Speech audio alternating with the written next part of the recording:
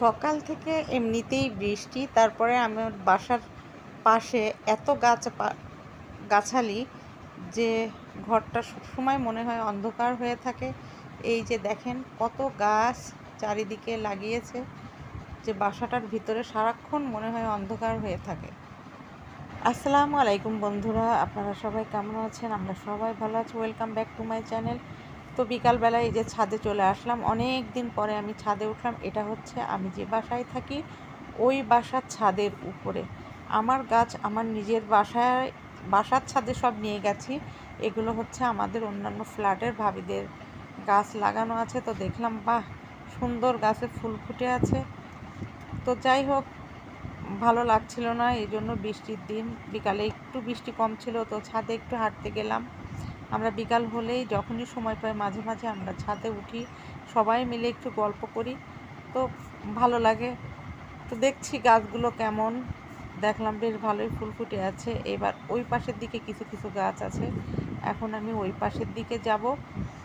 তো যেতে যেতে বাইরের পরিবেশটাও আপনাদেরকে দেখালাম। আমার বাসার আশেপাশে এই যে গাছগুলা এত বড় বড় হয়ে গেছে, বললেও গাছগুলা কাটে না। তো সব মিলায়ে পরের জায়গা, অন্যের গাছ, যার যার ব্যাপার। কিন্তু আমার বাসায় মানে থাকতে খুব খারাপ লাগে, সারাক্ষণ মনে হয় একটু পরিবেশটা অন্যরকম, অন্ধকার অন্ধকার ভাব থাকে। তো কিছুই করার নেই, যাই হোক।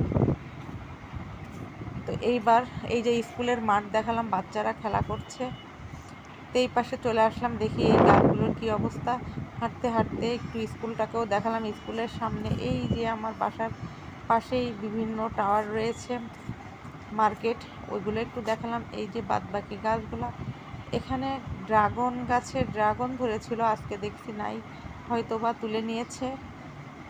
তো ফুল গাছগুলো, কিছু কিছু ফুল গাছ অযত্নে মারাও গিয়েছে, আবার কিছু কিছু ফুল গাছ নতুন করে পাতা গজিয়েছে।